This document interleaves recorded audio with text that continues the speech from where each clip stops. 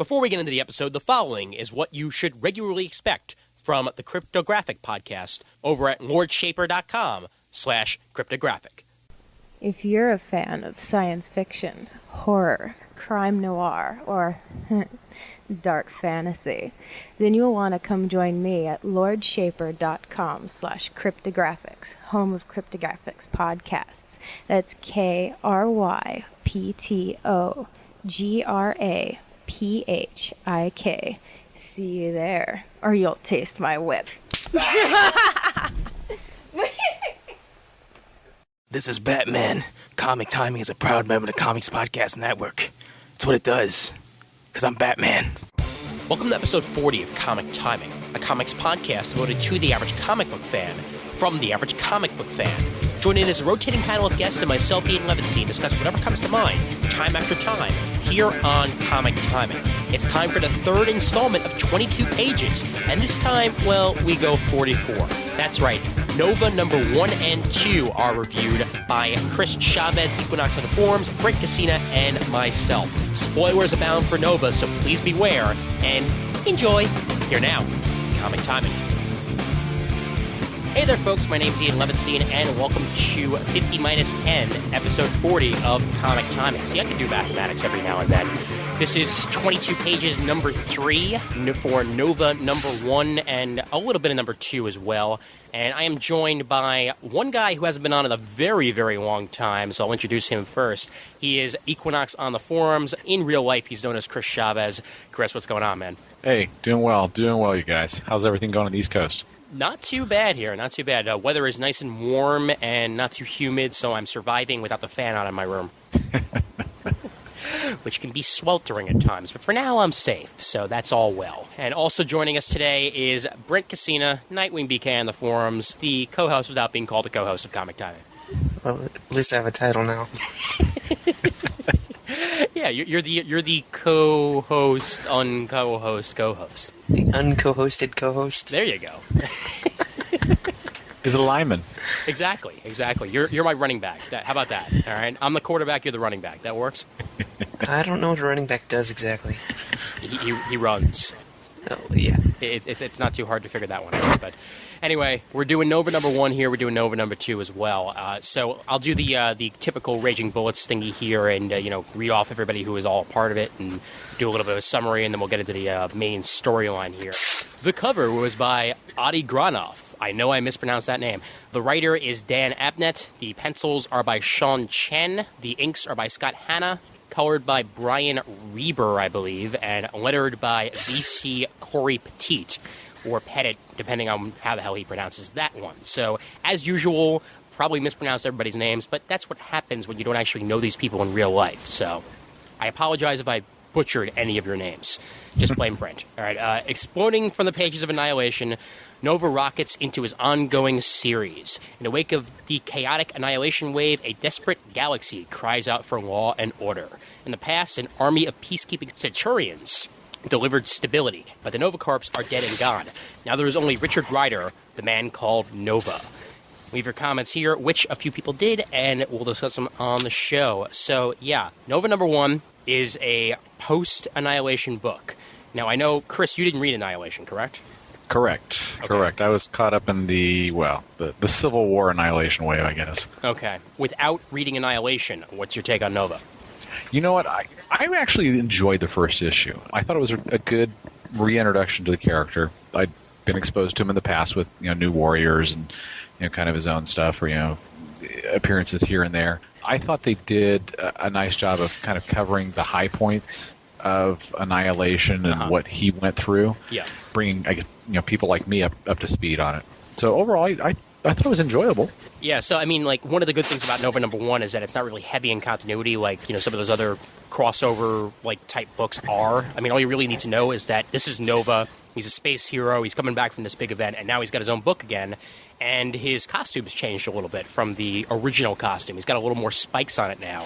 Chris, do you remember what the old costume looked like in compared to this? I mean, what do you think of the new look? I think the new look really suits him. As far as him being, I don't know, you call it the lone gunman of the universe. I think it really goes a long way to building up a badass badass image, or as badass as you can get for somebody that's, I don't know, maybe yours or Brent's age.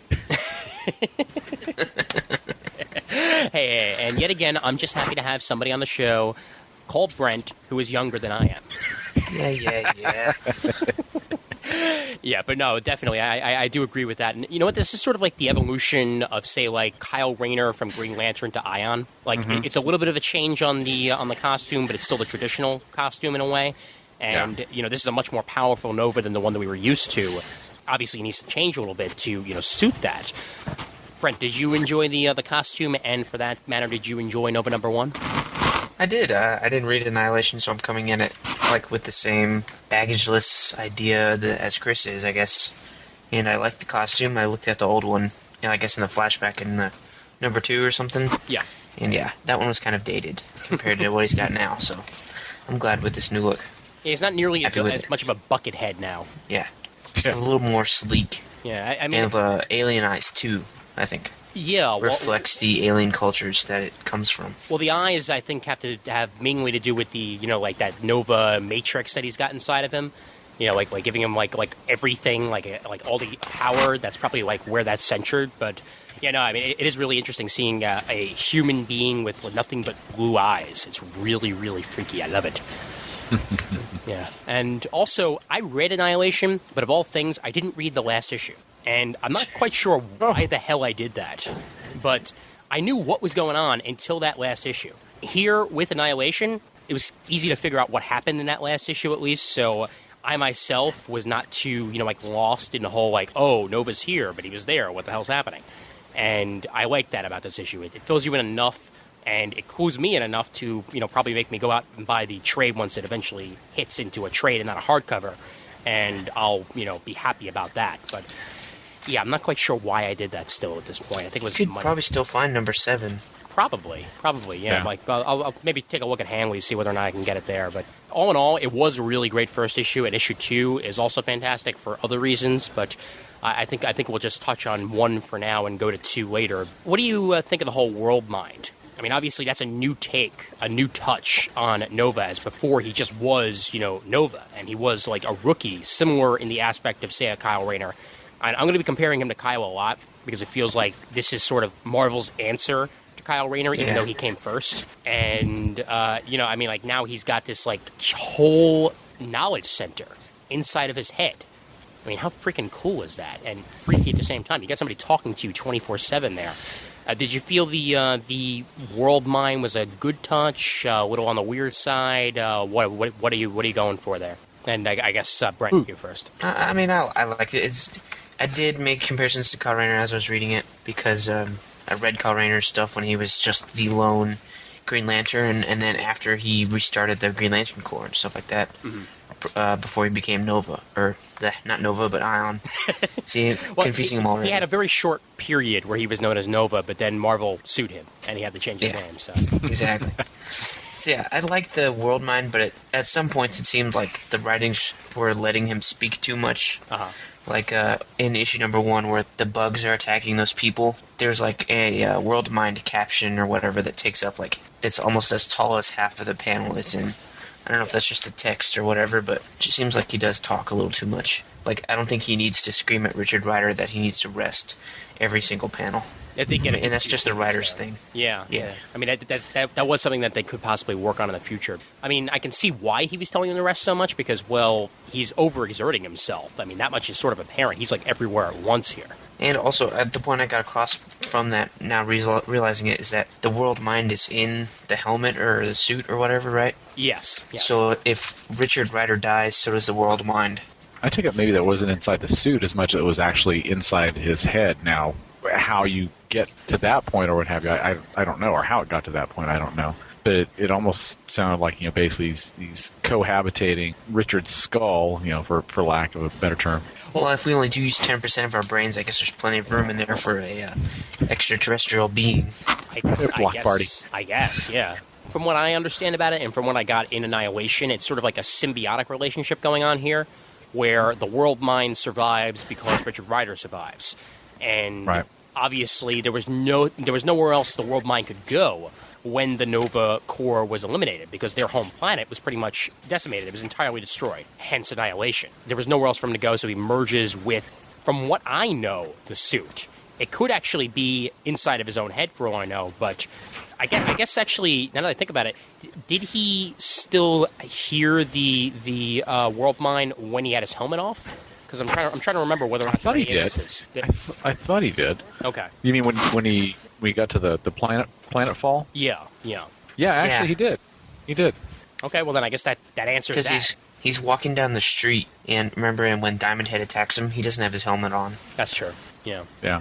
Okay, well then I guess maybe it is inside his head then, but the circumstances behind it, though, are not exactly the circumstances you'd like to experience, like, ever, because he was on that planet when the Nova Corps got wiped out, and he literally was the only survivor.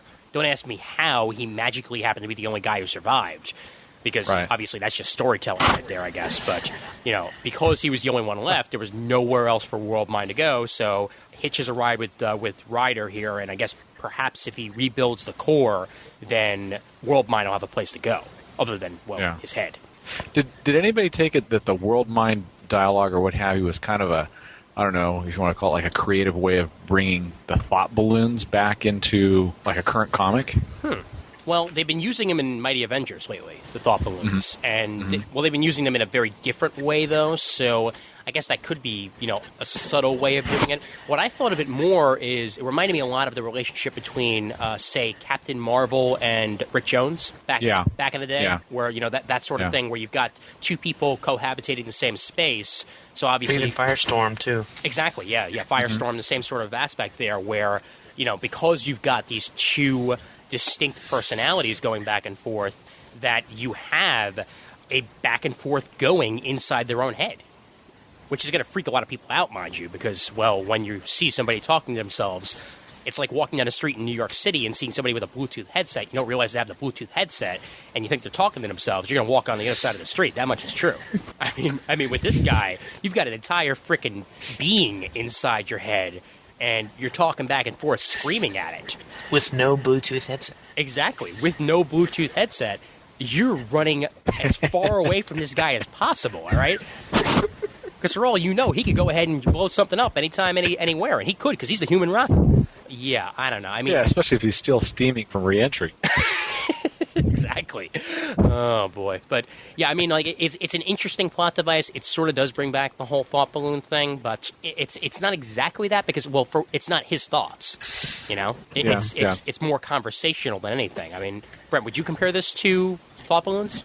I would say no, because he's speaking aloud. He's not using a thought balloon to communicate with it. All right, so if it was internal entirely, then you would say, okay, thought balloon? Yeah, because they would have to use thought balloons. Sure, obviously, yeah, because, well, okay, mind you, there have been times where I thought people should be using thought balloons, and they had those little, like, narration boxes that became nice and famous in, like, about 98 or so. Mm-hmm. So, I mean, they could have done that, but I don't know. I've always been a fan of thought balloons. I felt like that's so much of an easier way to tell people what you're thinking than a box on the top of like one of the panels. I like the boxes better. I don't know, Chris. Are you a thought bubble or a narration box fan? You know what? I'm actually kind of a thought bubble guy myself. There you go. There we go. But then again, I'm old. I'm old. Fucking old schoolers. Hey, it's appropriate. I'm on episode 40 because I'll be 40 in end of this June or what have you. Oh, so. Cool! Happy early birthday then. Yeah, I think I'm probably older than both you guys put together. No, actually, 21 I'm 23. Okay, close. Yeah, close. So we're close. We're 4 years older than you combined. Yeah, you're probably gonna spread a few gray hairs after this because you're so old. I already have gray hairs, and I'm 23.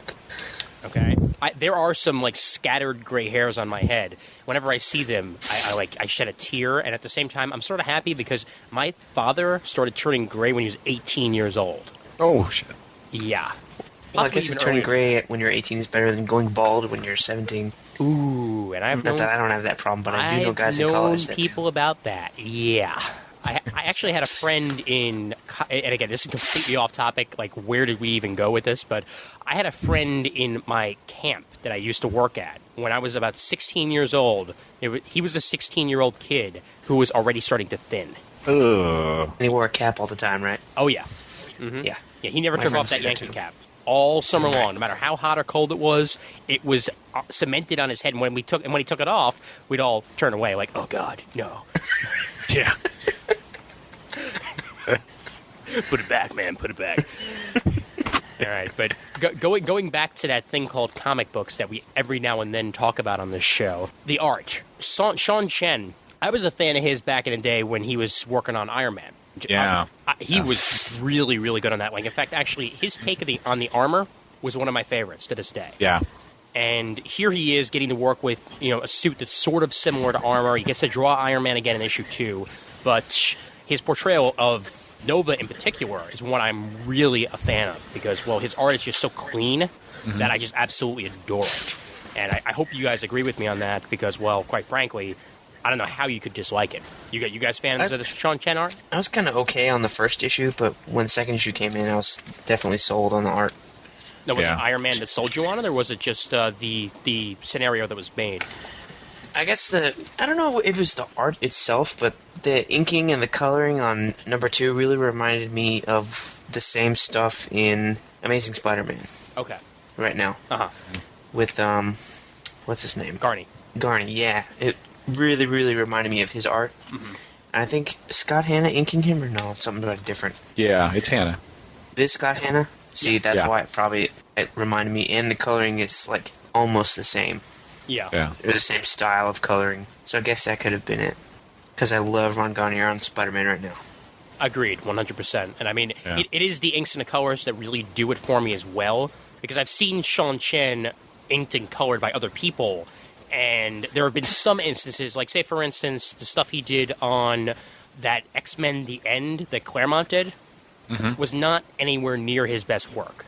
It was decent. It was decent, but it just was not the Sean Chen that I had grown to, appreciate so much. This is much more like it. Yeah, I think with that, it the first few issues, or at least the first arc of Sean Chen on X-Men The End, I enjoyed it. But then I think as it went on, it seemed like his art was getting a little tired, maybe a little overworn. Yeah, it didn't nearly seem as dynamic as what was in the first issue and then the second issue for Nova. I really enjoyed the first issue overall, as far as the whole art style, the art team's work on it.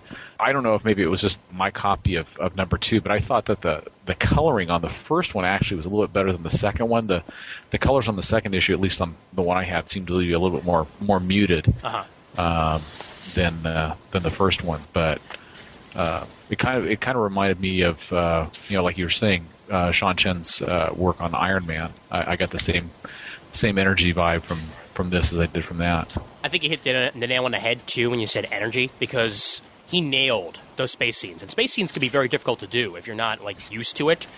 I guess perhaps X-Men The End might have been a good, learning point for him, because there were a lot of space scenes in that.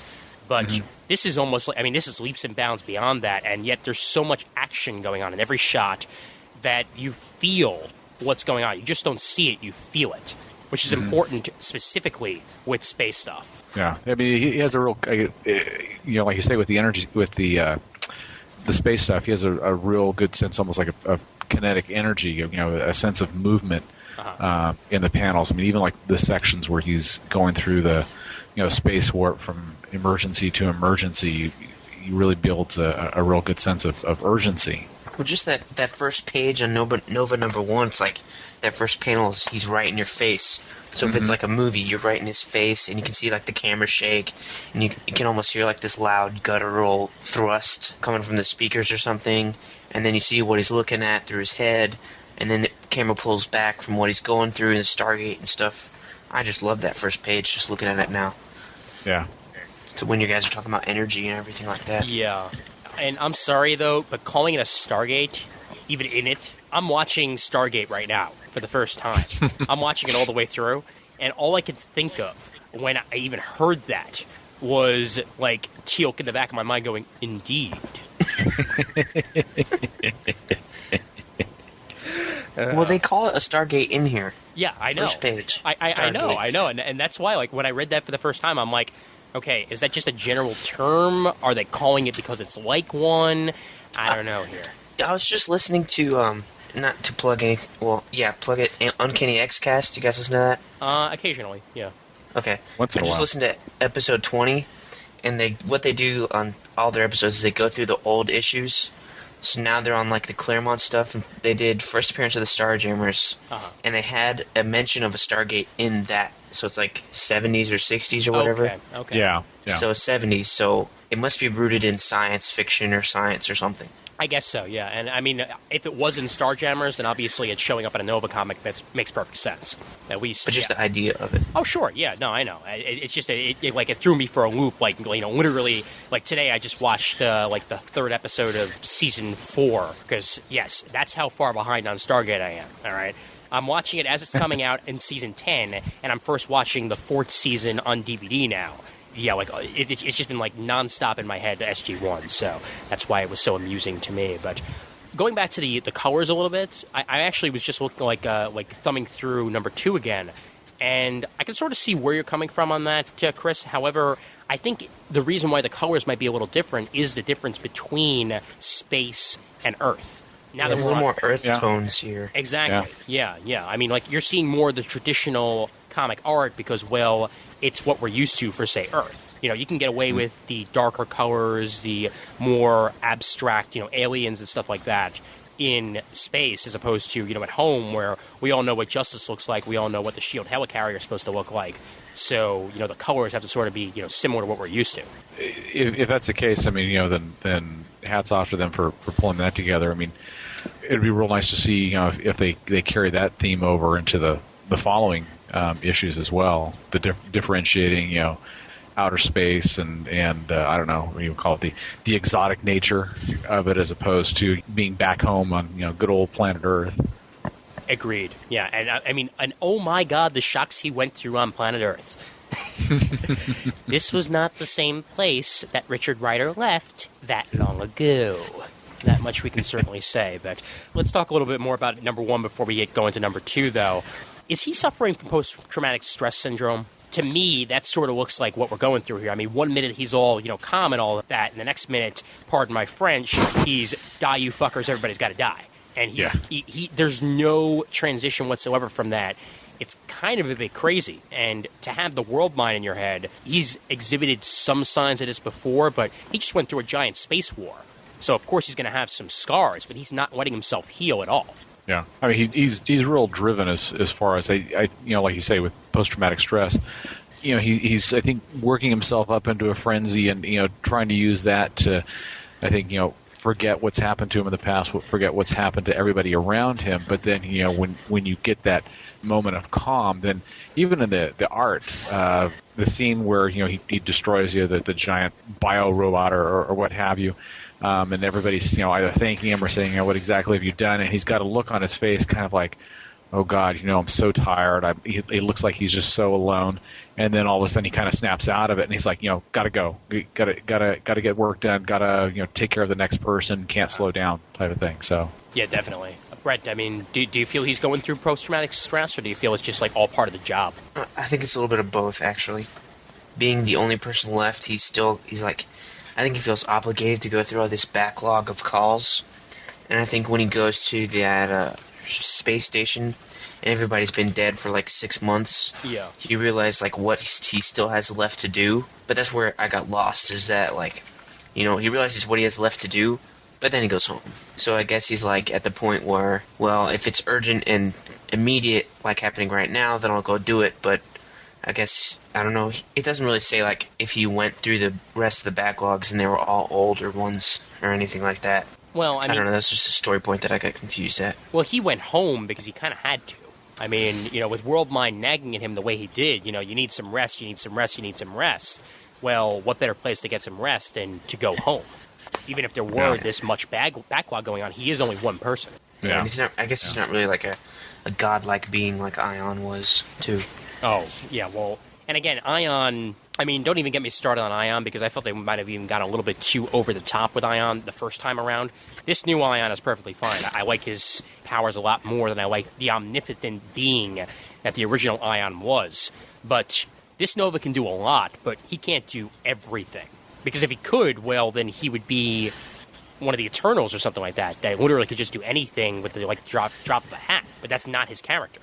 I mean, as far as him, trying to be I don't know what you call it, one-man army corps, one-man, police force or what have you. Mm-hmm. He's a Nomak. He's got a much better uniform. Yeah, there you go. Without the fin. So instead of fin head, it's bucket head. Exactly.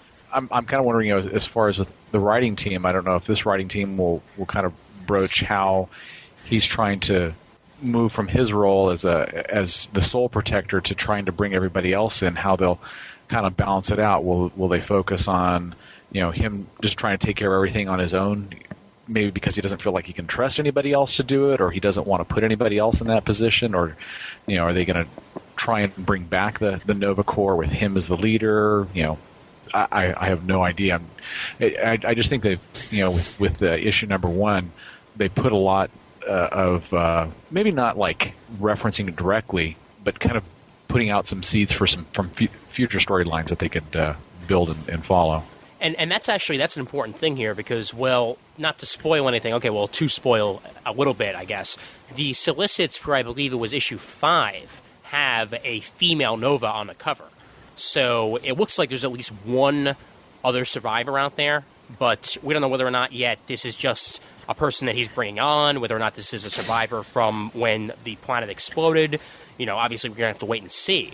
I kind of do not really see him going through the motions of putting the Nova Corps back together so soon in the series, because he sort of has to root himself a little bit first before he can go out and start doing that. But say perhaps by issue 12, issue 13, if it's still going on, well, that's something I could see happening. And see, the other thing that they kind of bring in, and I hate to have to reference, the next issue, because I know we're wanting to try and focus on the first one. Yeah. But the World Mind, the World Mind, if it's sitting inside of his head, if Richard's not making the decisions that the World Mind thinks it's in its best interest, will it kind of try and take the horse by the reins and get things going the way it thinks it should, as opposed to the way that Richard wants to get things done? That's a good point, actually.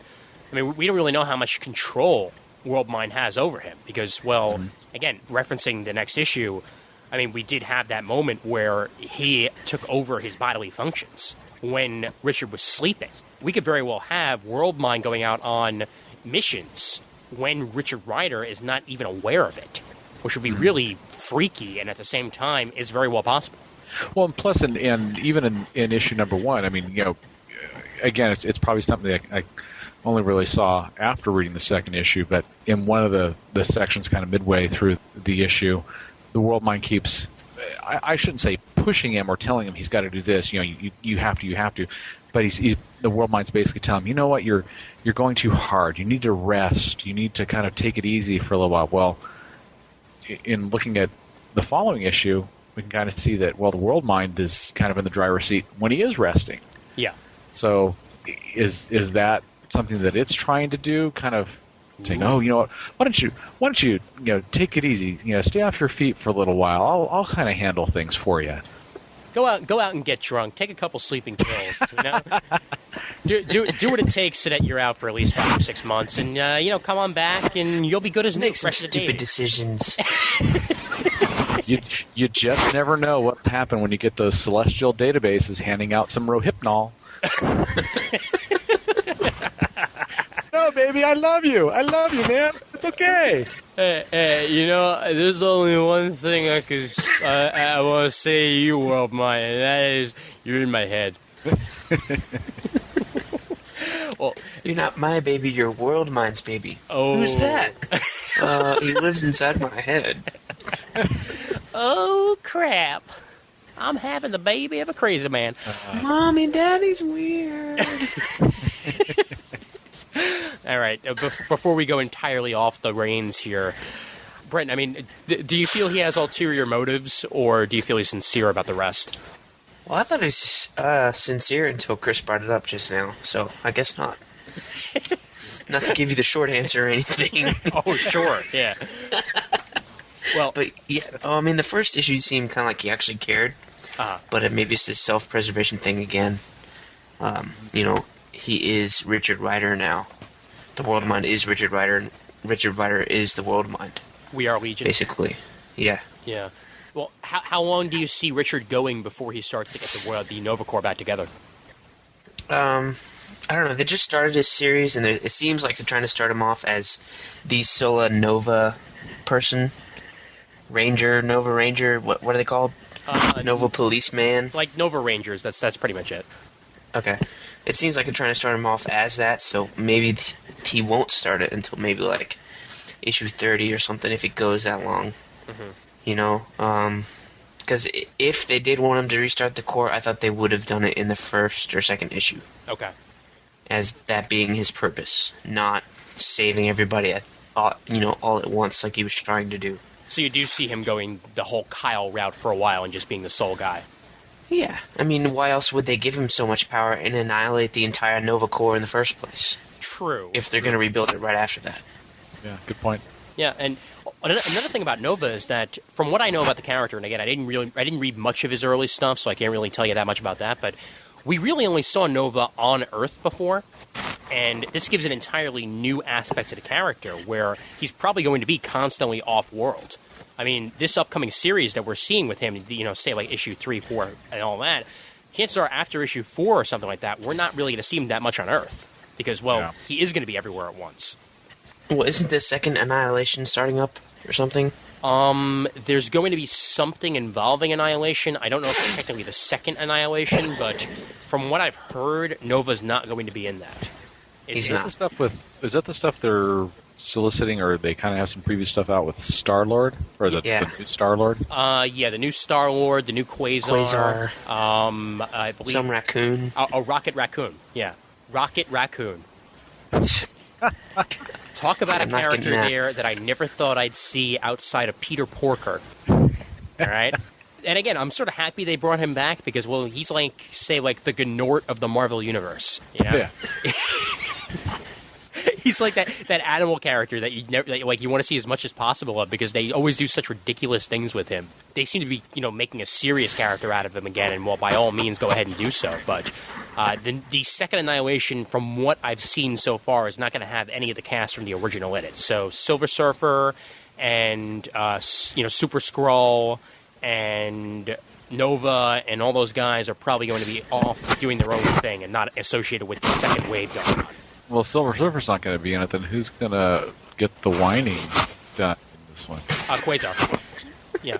That's always been Quasar's job. Even if it is a new Quasar, I'm sure he'll be able to pick up the whining perfectly fine. But see, that would be the thing that would turn me off to this book. Yeah. Like, I'm going to get issue 3 because I want to see the fight between and Nova. I did that just for you, Ian. Thank you very much. Thank you very much. But if he goes into the Annihilation stuff, I'm not going to get it. I'll drop it right away. Really? Because I didn't read the first one, and I don't have any interest in reading the second one before I've, read the first one to begin with. Well, that's another reason why I don't really see them going into Annihilation is because, just like you said, there's going to be people who didn't read the first one. And it seems too soon, to tell you the truth. It seems too soon for them to have a second one just after the first one ended. Yeah, but I guess they want to make money. I could see him going into another Annihilation, and I'm kind of surprised, or I don't know, not really disappointed, but I'm actually kind of surprised that they spent all the time tearing down the Nova Corps and putting him through Annihilation and putting him into his new place as one of Marvel's galactic or universe protectors or what have you. But then at the end of the first issue, they've already got him back on Earth. Now I can see where Marvel would be doing it because they want to tie him into the whole Civil War and the Initiative and what have you. Hell, they want to put another banner on the top of one of their books. I don't know. Personally, I thought they should have waited until maybe like 5 or 6 at the earliest to bring him back home. But it's for me though, that's what grabbed me, and it was issue 2 to make me read another issue. Whereas if issue 2 was just another space issue, then I wouldn't be getting number 3. But I think because they went into that in issue 2, it's going to make more people who just jumped on to give it a try. Maybe all the comic timing listeners that didn't read Annihilation, maybe it'll try and get them to down for 4 and 5. Yeah. Okay. Whereas if it wasn't just another space issue, I would have been disinterested. Because then I really would have been making the Kyle Rayner comparisons and just said, well, I already read this story in another company. Screw it. Okay. And it was the 90s, and stuff happened. Yeah. Well, also another thing that we can definitely say about Nova is that he's a much better outfit than the original outfit that Kyle wore. Oh, you didn't like that mask? I did. I just love making fun of it, all right? Mr. Kyle Rayner from my icon? Yes, yeah, whatever. Exactly. That's why I'm making fun of it, all right? Because That I love it outfit so was much. bad. Well, no, I'm only saying that because of how many people actually do make fun of that, all right? I actually enjoyed it a great deal, all right? All right? It ruined my joke. Go ahead and say it. Sound like Tarantino. All right. All right. And by the way, for anybody who gets the Yes Network in New York, all right, I'm going to make a nice thing, like off segue thing here about Tarantino. If you haven't had a chance to watch Michael Caine Center Stage with Tarantino, watch it. It was absolutely fantastic. You learn stuff about Tarantino you didn't know before, and he gives a little insight into his movies. So go ahead and watch that if you get a chance on Yes Network. We now return to Comic Timing, already in progress. Yeah.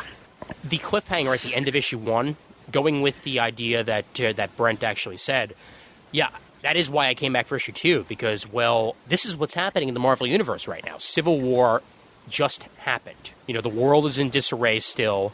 Well, mostly the United States, but the rest of the world is suffering as well.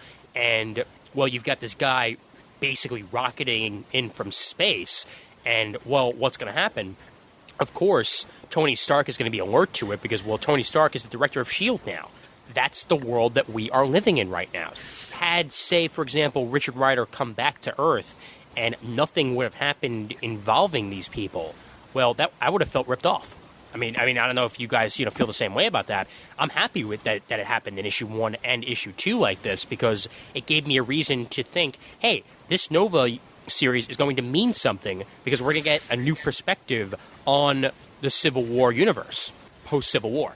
Yeah, I mean, I can see where, with Nova, see, the whole thing with him interacting with Civil War is, I think, you've got, your Tony Stark and what have you that is basically looking at everybody, at any hero that he can find or any hero that he comes across as being, oh, God, we got to get him on our team, it's the right thing to do, blah, blah, blah. Whereas you've got Nova who's thinking, well, if I give up my information to you, I've already got everybody that's harshing on my family. If I give you more information, if I register, well, then what, you want me to just stay down here? I'm supposed to be somebody that's out there protecting the entire universe. So yeah, he might do it just as a token to say, oh, okay, well, I'm agreeing or what have you, but it's not like he's going to be there and be, kind of like one of those PR people like Tony Stark would want him to be. Sure, yeah. Well, and again, it's going to kind of be a bit hard for him to do that considering that he's an ex-New Warrior.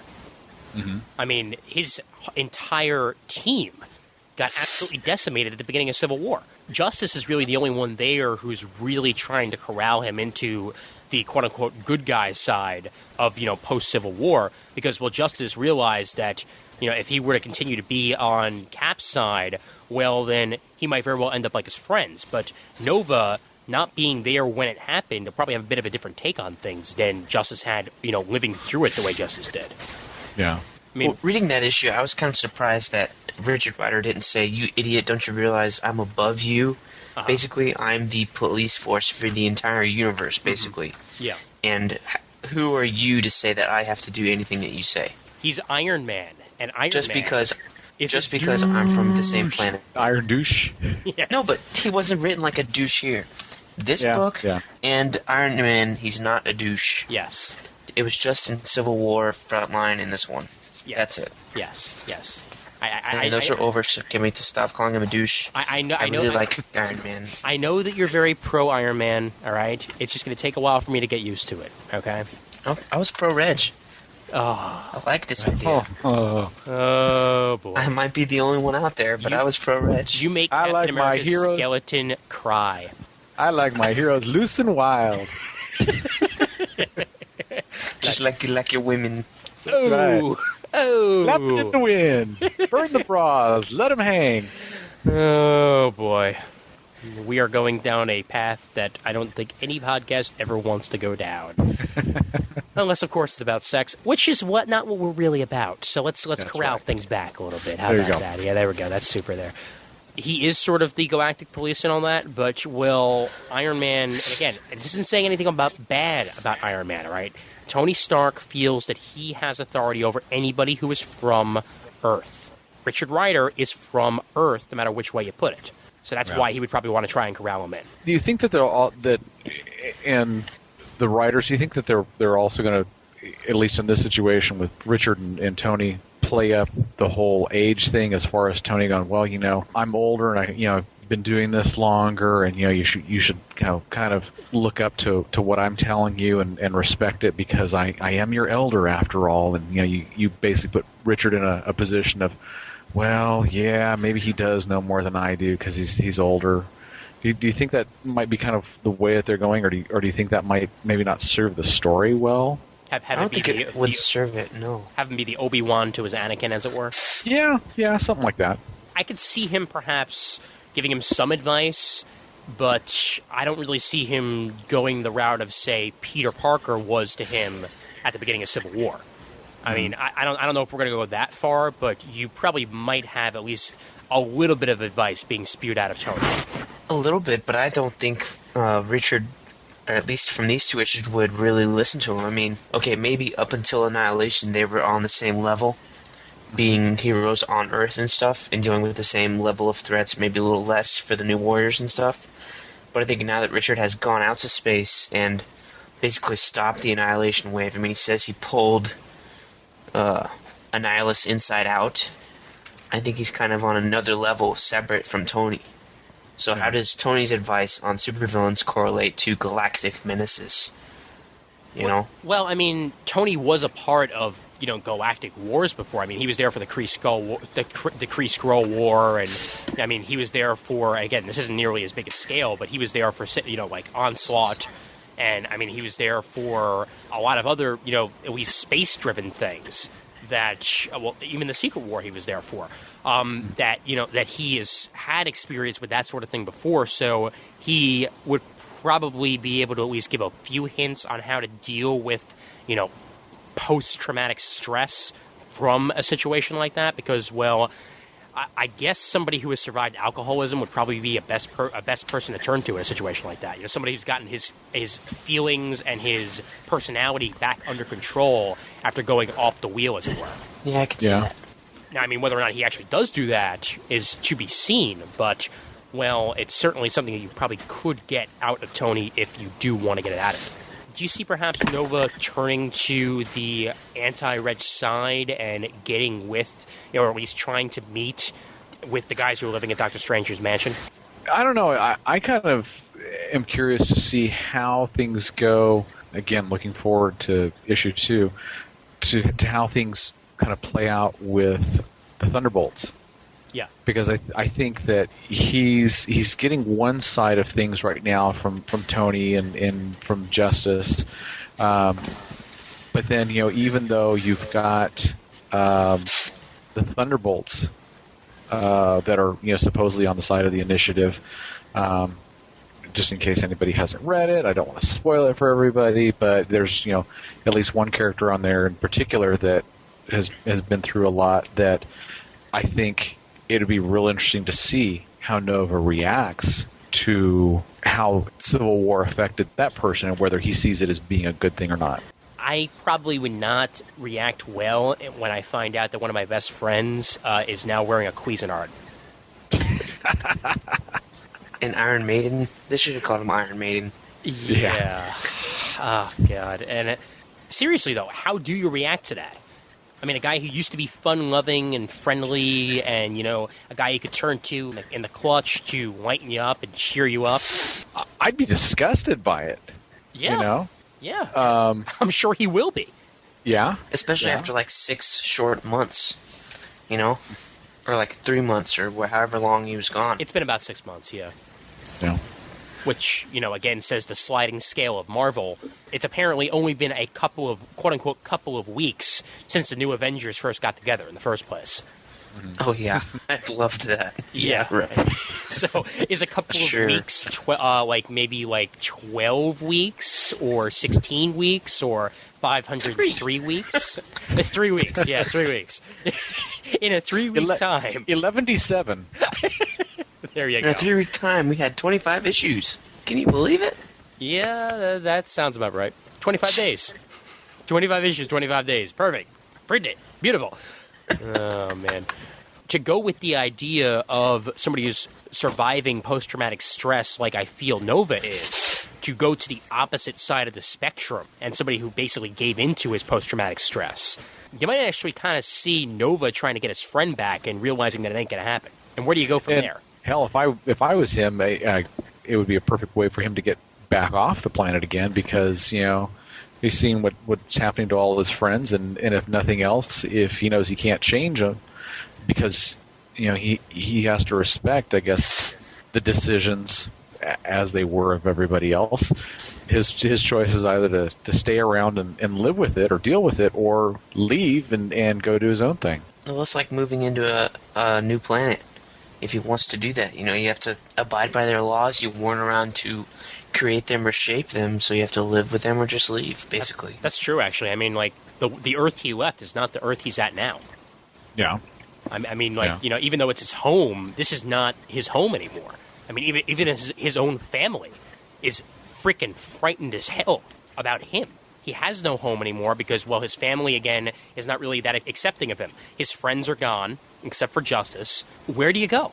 You go out in space, and you fall into that what Worldmind didn't want him to do, and just get completely engulfed with his work. I can see that happening. Until he finds, perhaps people that he might be able to actually associate with, but who knows how long Or hits that'll rock bottom. Yeah. I mean, he's damn close to it already, but he's not at Penance level. Yeah. Okay, I just want to know, That's the juice. in Thunderbolts, you're reading it, right, Chris? Ian, are you reading it? I'm reading it, yeah. Okay, maybe a spoiler alert, because I want to talk Penance. Okay. Is he being written at all in that book, or is he just like a character with no talking or anything? Okay, let me Or is give you he an mystery still? let me give you an example here, okay? This one will probably give you a perfect idea of how Penance is right now, okay? Norman Osborn is in Thunderbolts. That much I'm sure most people have gathered at this point. Norman goes to Penance and says, people are starting to get a bit freaked out by you. You might want to take the suit off. He turns to Norman Osborn, okay? Norman Osborn he turns to and goes, if I could, I'd keep it on all the time. So I'm guessing they're not going to have a heart-to-heart next issue, like Iron Man and Nova did face-to-face. Penance No. at one point actually said, I want you to hurt me. God. Guess I know what I'm expecting next issue then. I wish I was making this up, but I ain't. Jeez. Yeah. And again, based on, like everybody's seen so far, Nova's time off planet, stranger in a strange land. He's gonna see somebody that he remembers one way, but now it gets thrown up in his face that, hey, this is not the person you thought you knew. Oh, sure. Yeah. That much you can tell also because the Nova that we knew was a very fun, friendly, still sort of new at this guy. And this is not the Nova that we have anymore because, well, obviously, I mean, he's been through the war and all that. But, for example, there were maybe 5 quips in all of the first issue. He used to be a Spider-Man type. He used to throw around the jokes like anybody. And now it seems more like a self-defense mechanism than anything. When he's in a really, really big jam, he might, come out with one small thing. But that's really it. Do you guys miss the humor at all from Nova, or do you like him the way he is now? I can understand the way he is right now. I do miss a little bit of the humor, but to me, the character the way he is right now seems a lot like, Spider-Man was when he went through his own personal tragedies, whether it was Captain Stacy or Gwen Stacy, anybody else that he cared about that he loved or was real close to him or what have you. Like you say that the humor became more of a defense mechanism, so that he basically wouldn't break down in front of everybody else. And he eventually worked through it, but it seemed natural. It seemed more real. I don't know, Brent. Well, you don't really know much about Nova from the past, I know that, but would you rather have a book with humor than, say, angst? I kind of like the way it is now. Okay. Well, that's nice and simple there, I guess. But see, I was reading Nova. I mostly read Nova through New Warriors, and Zeb Wells who wrote the reality show New Warriors before, obviously, Civil War and all that? I'm trying to remember. Nova was in that series, and he, was fun-loving, and, along with the whole reality show thing, he always seemed like he was, okay with it. And then now in the most recent thing here, he made it seem like that he felt the New Warriors were like a joke because of going into the whole reality show thing. Now, I don't know whether or not that this is just the fact that, he's looking back on things now and seeing it, or whether or not this is just a completely different interpretation of the character. But it kind of seemed to go a little bit out of left field there because, again, he was a part of the New Warriors during the whole reality show thing, and then he went off into space. Yeah. So is this just a different writer's interpretation? Is this just, how he feels now? I can't really tell at this point. It's going to be hard to tell as well because, so much has changed in his life, as it were. So, yeah. Let's actually let's wrap up 1 and go on to 2 here. With 1, there's one other thing I wanted to ask about space in general. Are there any villains that you yourself want to see him come across at some point that are, favorite space villains of yours from the past? He just took on quite a few of them in Annihilation, so... Yeah. I mean, that's a... Because you have Thanos already. I mean, Thanos he already dealt with, so... Mm-hmm. Thanos and Annihilus and... Mm-hmm. I don't know. It almost seems like, maybe he'll have to come across and have some more major dealings, or what have you with, like, let's say Galactus. But, yeah, God, I don't know. Nobody really strikes me offhand. But then again, that could be kind of part of the reason why they've made such a big push with the interstellar characters, with Annihilation and now with Nova, is to bring those characters back to the forefront, bring everybody back into play. That's true. Yeah. I don't know, Brent, is there anybody in particular that you're looking forward to? No.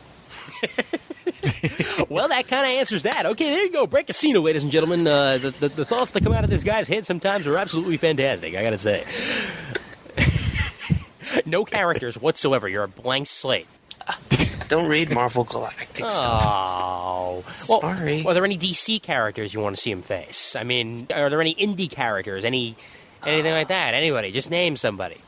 The new Sinestro Corps. There you go. All right, okay, all right, fine. We'll have a crossover between the Sinestro Corps and Nova. It'll be absolutely fantastic. It'll happen in our heads. All right. If there's one guy I want to see him face, actually, and again, spoilers on this, have you guys been reading Uncanny X-Men? Yeah. Okay. Brent, have you? Can you guess? I guess the answer to that would be a big fat no. All right, then. Well, do you mind if I spoil things a bit, chum? No, I don't. Okay, good. And I can't believe I just called you chum. I can't either. So I guess I've been reading too much Silver Age Batman. I don't know. At the end of the most recent Uncanny X-Men, Vulcan, the third Summers brother, is pretty much the head of the Shi'ar Empire. That would be a great person for him to face at this point because, he's from Earth. However, now he's a space hero. He could have him meet up with the new Starjammers, which include Havoc, Marvel Girl, and Polaris. What? Uh-huh. Oh, my God. You've been missing a lot, boy. You got to catch up, seriously, because this has been really, really good stuff. Ed Brubaker's probably written the best Uncanny X-Men that I've read in forever. So I heard it wasn't that good. Hardcover. Hardcover. Pick up the hardcover. The first 3 or 4 issues were kind of slow, and then from there it picked up perfectly. Yeah. So, I mean, honestly, it got so much better as time went on. Even if Marvel Girl did fall in love with a black-haired Cloud from Final Fantasy VII, it was still really, really good. Thank you. I mean, come on. He's got the Cloud sword. All right. He's got the giant freaking hair. I mean, he's a Shi'ar Cloud. He's Shard. Yeah. But no, other than that, though, it was really, really good stuff. So I would love to see him have a team up with the Starjammers against the Shi'ar. That'd be really awesome. So the Shi'ar evil now? Well, they're not technically evil. However, the Imperial Guard has to listen to the commands of their emperor, and their emperor is currently an evil bastard. So they're not evil, they're just misunderstood. Exactly. Chris, do you want to see perhaps the quote-unquote crossover between the Starjammers and Nova? Yes. Good. I would do that. Good. I would do that. Because, again, Vulcan, even if he's not exactly the most continuity-thriving person out there, he is a badass, so... Yeah. And Annihilation pretty much took out the other two, quote-unquote big races, took huge chunks out of the Skrull and the Kree. Yeah. So the Shi'ar, they're basically... Or Shi'ar.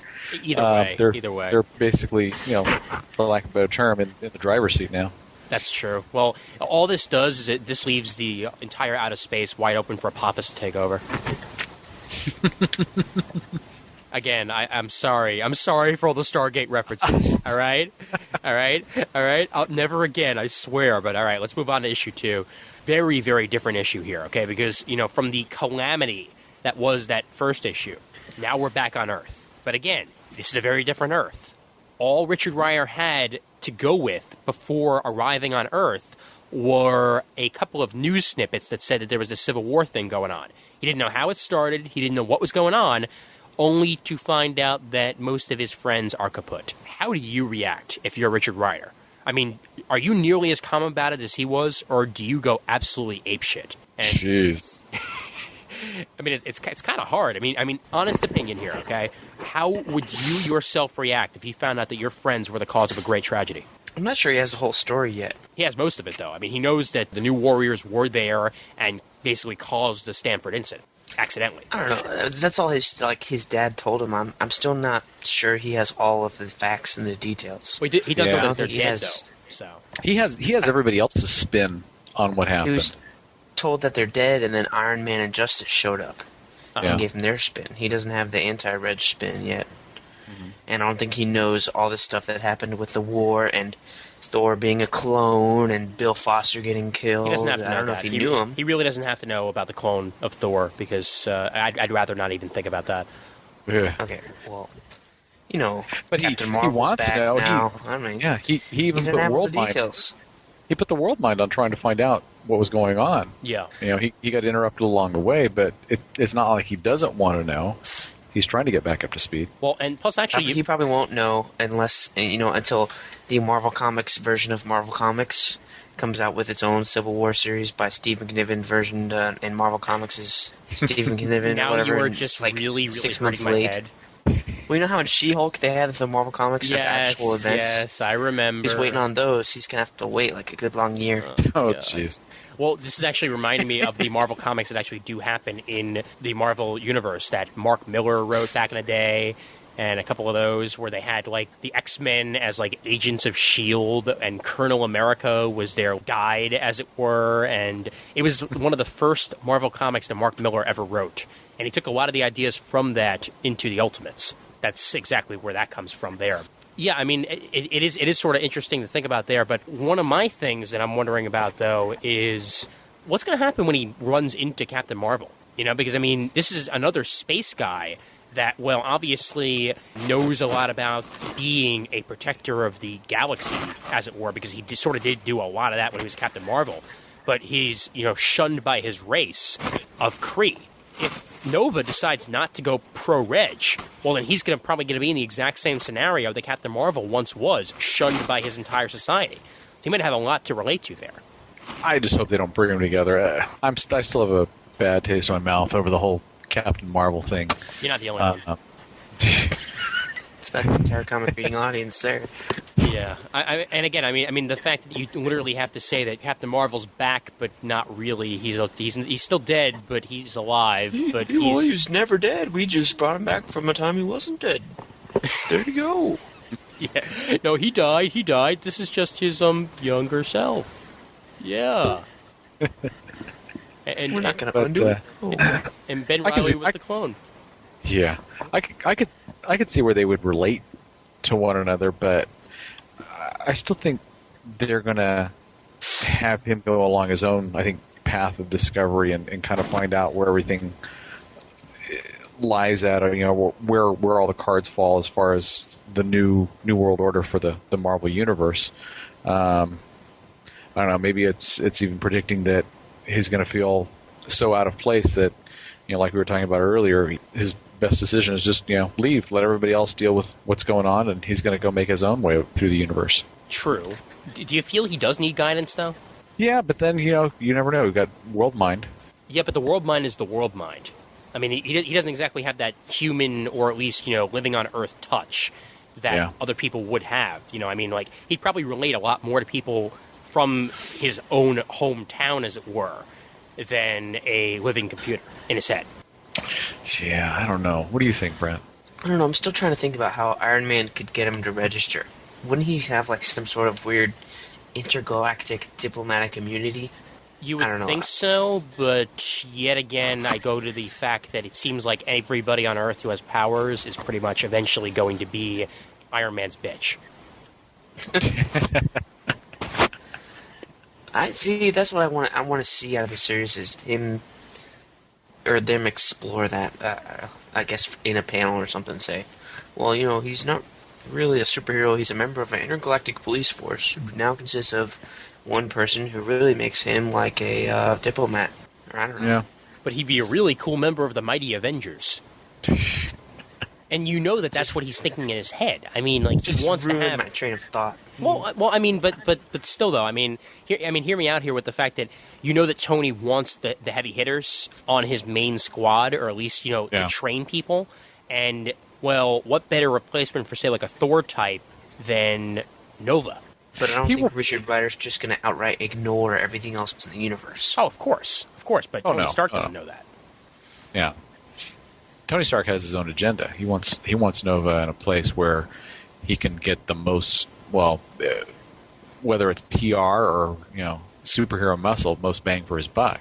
He's always been the forward thinker, and to him, kind of like he presented to Nova. Well, if we get a member of the New Warriors that's working for the initiative, that's going to be a big coup and go a long way to erasing the bad memories that Stanford put into everybody's head. Yeah, I mean, Justice is already doing that, but obviously having one more member would certainly help. His parents, do you feel they overreacted? In this issue, you pretty much get a mother that is cautiously afraid of her son, and a father who seems to be more, more interested in what his friends did than the fact that his son is back. Once the whole thing happens with the World Mind, where World Mind takes over, is watching and all that, watching TV, and his father freaks out, that's another thing. But even before that, he seemed to not even be treating his son like his son anymore, just like a visitor in his house. Is this the way that you act when your son comes back after such a long time? I mean, Chris, did you feel that this was over the top at all from his parents' reaction? A little bit. To me, it almost seemed a little bit like both the parents were being put into a position where, mom was not against registration, but it almost seemed like you had two sides of the Civil War argument being represented by the parents. One where it's like, it's just a bunch of kids, and the other side was like, well, how could you call it a bunch of kids? Don't you see all the deaths that they caused? Yeah.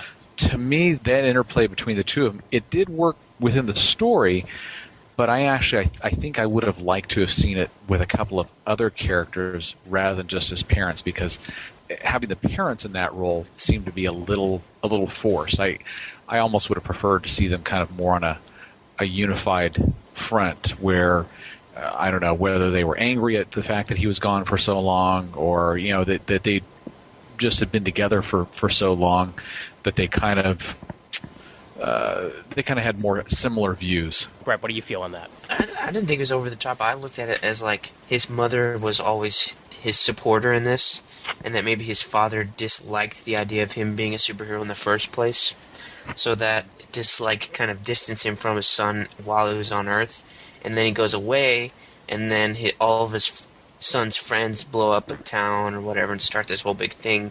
So maybe that's what angered his father even more, and like made him even more angry at his son for being a superhero. Like some things you just can't bury or whatever. Sure. Mm-hmm. Yeah. You know what I mean? Like He's not mad at his son. He's mad at the fact that his son was a superhero, and he thinks he's embarrassed by it. It could be that too. Kind of embarrassed by the attention that his son kind of draws to the family, and I could also see it where he's maybe being protective of the family that's not a superhero, not a superpowered being or what have you, the normal people that have been threatened and harassed by everybody else. Yeah, and now he seems just completely unrelatable. He's been to space. He's to me, Nova now is a completely different hero than he was before. If he was never in space before this, right? Or very rarely. Yeah. Yeah, I mean, he was in space occasionally, but that was only mainly for the really huge events. But eventually, after that, he was back down on Earth. Right, but now it seems like he's going to take a primary space role.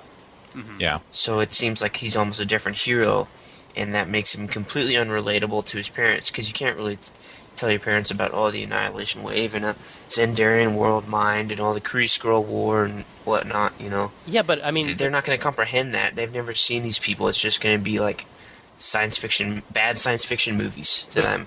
But how are they going to care? Do they really need to be able to relate to that? I mean, he's still their son. If you're taking that argument that he's still their son, they're going to want to know what he's been up to and what he does exactly. I guess. I mean, him saying, I save worlds from other aliens, is not really going to fill that caring void, Well, I mean, when you come home from school and your mom asks you, how's your school day?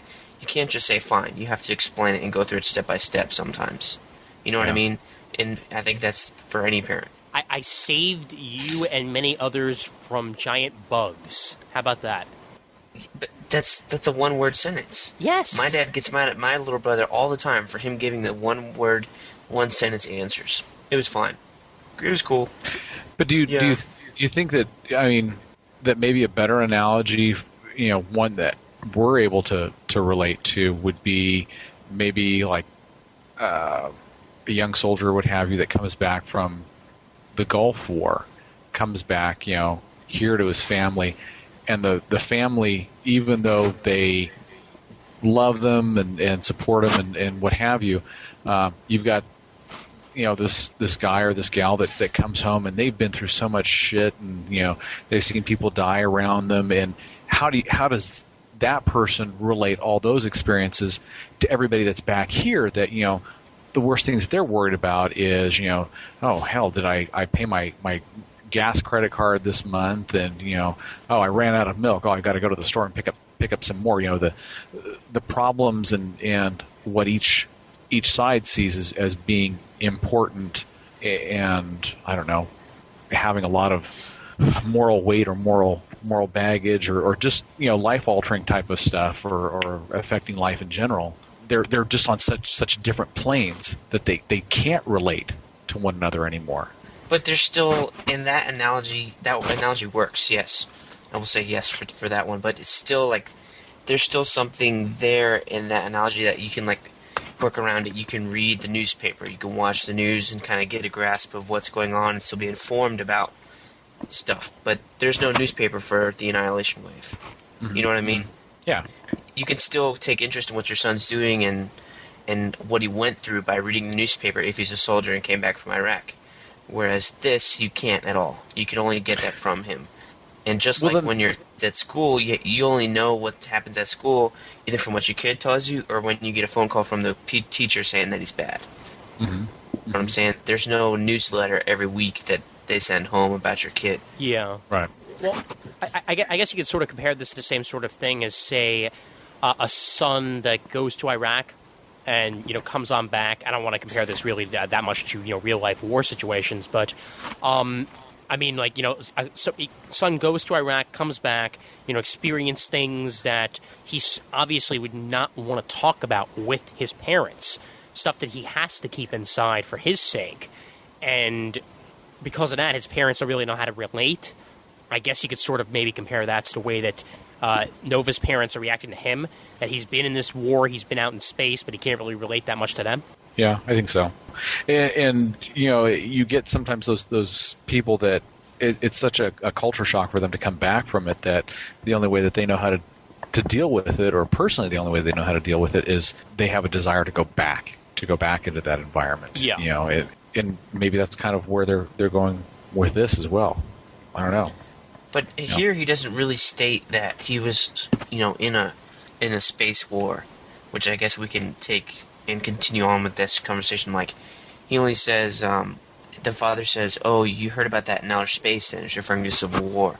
And Richard says, "A little, not a few things of my own to contend with. We picked up a handful of transmissions. Frankly, I couldn't believe what I was hearing. Now you're telling me the New Warriors started it?"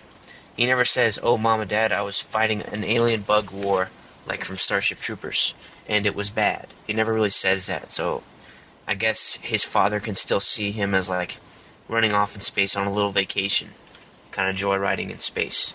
Yeah. Rather than him seeing the actual responsibility that his son took, as if he said, "Dad, I fought no war," kind of thing. Well, so even I guess that unrelatability that I was talking about was from them still not knowing what the hell went on with their son. Yeah. Well, even Tony Stark is that way as well, though, because when he's being debriefed or what have you, Tony Stark, his whole thing was, "Oh, well, we just thought it was a couple sides fighting amongst one another, a border squabble, and that was about it." Well, come to find out, it was something way, way, way beyond that. So, even there with Tony Stark, you've got he has one understanding of what's going on, where Richard Rider has something completely different and is looking at everything. Well, why am I going to worry about what's going on down here? Yeah, it did affect my friends, and I'm torn up about that. But how does the problems of one planet measure up against the responsibilities of the entire universe? Well, and do you think that these reactions to what he went through in Annihilation is going to alienate him to leave? I think so. They certainly could, yeah. I think so. Because it's obvious Tony Stark doesn't care. He didn't tell his parents. So who else is he going to tell that might go, "Oh my God, what happened?" Well, even in the first... Maybe Penance or whatever, Speedball. But he's not the same anymore, Yeah. Well, even in the first issue, Nova was already... he was world hopping. His problems, he wasn't going from one state to another or one continent to another. He was going from one side of the galaxy to the next side, dealing with distress calls and what have you. And at that point, he was having to making his own decisions on what he thought was right and wrong for the situation. You got the one planet where they said, "Oh, well, we got this weapon of mass destruction, and we really would like to put it back where it belongs." And he's like, "Oh, well, the hell with that. I'm going to blow it up because they're not going to do what needs to be done."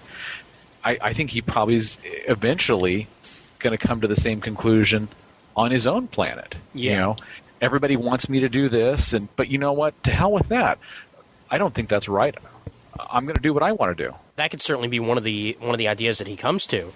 I think also one of the reasons why he didn't tell his parents about the war and all that is that might have even alienated his parents even farther, because then he'd have to be depressed. He'd have to be really, really down in the dumps, and he'd have to be a completely different person that they had than the one that they had grown to know. Perhaps not even be accepted even farther there, but he has gone through these changes of the interplanetary war. He's seen what that can do to multiple planets at the same time. To him, the Civil War might just be nothing more than a skirmish. Mm-hmm. He's not going to be able to ever really get over the fact that he was out in space. Sure, his friends died in the Civil War and all that, but, well, a lot of his friends died in the Annihilation Wave, too. How do you handle both at once? How do you do that? I mean, Brent, how would you handle it? It just seems silly to me that maybe he's going to hide the war from his parents and stuff. And still they're going to rack on all this guilt on him about the Civil War when he had nothing to do with it. I would not stay there, or I would not stay at my parents' house and let them pour this guilt on me when I was not here and I was doing something completely different and a lot more honorable than what happened on Earth. I would blurt it out or something, Dad, do you know where I was? I was doing this and this and this and this. I saved billions of lives. How can you pour this guilt on me over 600? Or something, Yeah. It just doesn't make sense for, as a character, as a person, for him to keep it in and act like nothing's wrong. Yeah. I mean, people may do that from time to time, but for him to have other people pouring guilt onto him and trying to influence his decisions while he's hiding this same thing doesn't make sense. Yeah. The problem with that, as far as them, pouring out the guilt on him or vice versa, him, even if he poured out his heart as far as what he went through with the Galactic War, I don't know if his parents would really, I hate to say, I don't know if they would care, because that makes them sound, like they're completely unfeeling and they don't empathize with him at all. But I don't know if they really would care as much as he would want them to, because it didn't affect them directly. Exactly. What I was thinking, they're worried about what happened in their country. Hell, a few states over or what have you is where you had a bunch of small children or what have you that were killed by his friends. Their son's friends. Where son comes back, thought he was dead at one point. Oh no, we didn't really think you were dead. We just thought you would be okay, or we would hear from you eventually. You fought in a galactic war. Great. Guess what? Your friends, they still killed over 600 kids. That's what they're concerned with. They're concerned with something that affects them more directly. It's the typical United States way of thinking about things. And I mean, even in our actual real life world, I mean, a lot of the times we focus more on things that happen in our neck of the woods than we do elsewhere. Imagine applying that to a interstellar scale. Like, say, for example, how in the news we usually hear about, what's happening in, say, if you live in Florida, you're going to hear about Florida news before you hear about California news. If you live in New York, you're going to hear New York news before you hear about news in Iraq or Florida or anywhere else, because that's your neck of the woods. Now, which would you rather hear about? Would you rather hear about news that's happening in your own country, or would you rather hear about news that's happening on Qui-Gon 7? And I mean, that's the same way that they got to look at it here. That in their neck of the woods, these problems were occurring. Where was our son? Oh, off dealing with something else in space entirely. Oh, yeah, all those people were saved and all that. But they could have done that without you. We needed you here. Mm-hmm. They couldn't have done that without him. They wiped out the entire Nova Corps. Exactly, but, well, if he was on Earth, he would have been safe anyway, wouldn't he? Would he have been safe, though? We don't know. But neither do his parents. Yeah. His parents seem like the type that would actually have that line of thinking, where, oh, well, had you have just stayed put, then you wouldn't have had any of these problems and you wouldn't have that thing in your head. Yeah. You still have that shitty costume, though. That much I'll give you. That much I will certainly give you. Manly arms. Yeah. Oh, and by the way, was I the only one who had that like Jewish mother voice in their head when the answer to who died, moms? You know those New Mutants, Warriors, for God's sakes, Gloria. They're called the New Warriors. Exactly. Oh man, but still, that's the type of parents that he has, and I don't think that they would have really accepted the fact that his son was away like that. Mm-hmm. So, at least that's the way I'm thinking about it. Now, looking more towards, like, for instance, later on in the book, when he's just, tooling around town and breaks things up in a fight like he normally would, and then up come the Thunderbolts. Like, he didn't think he really did anything wrong here, but when anything wrong happens in the Earth these days, in the United States these days, usually the Thunderbolts are going to be called if it's an unregistered superhero. And at this point, Nova is an unregistered superhero. So how's he going to react to, basically being put down for something he's done so often for most of his life? Were they called because he's unregistered? Or because I thought one of the policemen here said, oh, we're calling the people to come pick this guy up. That's what I thought the Thunderbolts were called, to come pick up Diamond Head. That's a good question, actually. They don't really make that too clear. I mean, yeah, they said, there's one panel, he's talking to the police guy or something, that says, this isn't our area of specialty, but they called in someone who can deal. And I guess that's the Thunderbolts. Yeah. I don't know if he's talking about registration papers or Diamond Head. It's not really clear, though. Well, I took it that they were referring to Diamond Head. Yeah, and I mean, looking at it more, it looks like it might be Diamond Head, but immediately afterwards, they asked him for his registration papers. So it could be either one at that point, really. I mean, even if they weren't talking about him at that point, well, they certainly would turn to the Thunderbolts and say, oh, yeah, hey, you're here to pick up Diamond Bolt. That's great. That's perfect. He's unregistered. Get him. He's right over there. It'll probably turn to that at one point. Yeah. I thought they were operating out of Kansas, though. Who? The Thunderbolts? The Thunderbolts. Yeah, don't they have a state that they're working in or something? They're working out of what appears to be Cheyenne Mountain. Again, all right? I'm sorry about the Stargate references, all right? But when you look at the new Thunderbolts, they are totally working out of Cheyenne Mountain, all right? It's exactly it. And I think that they're technically supposed to be working in Kansas, but they're all over the place. They're like the Mighty Avengers. They're one of the ones that works in any state that they're called to. If there's a disturbance, if there's an unregistered human, then they go ahead and deal with that, no matter where it is. At least that's what I found about the Thunderbolts so far. They're not just in Kansas, as it were. Okay. Yeah, I mean, where do you see the confrontation between the Thunderbolts going? Do you see there being confrontation? Do you see him even realizing that his friend is wearing a spiky suit now? I see him coming to the realization. Maybe, one of those classic. Oh, I don't know who you are. Get away from me. But then eventually, oh, well, guess what? I'm your friend. Uh-huh. Yeah. You can join us. I have a spare suit in my closet. We kind of match. No, but then he'll have to start calling himself Nova. Or he could be Pestilence. Novocaine. Novocaine.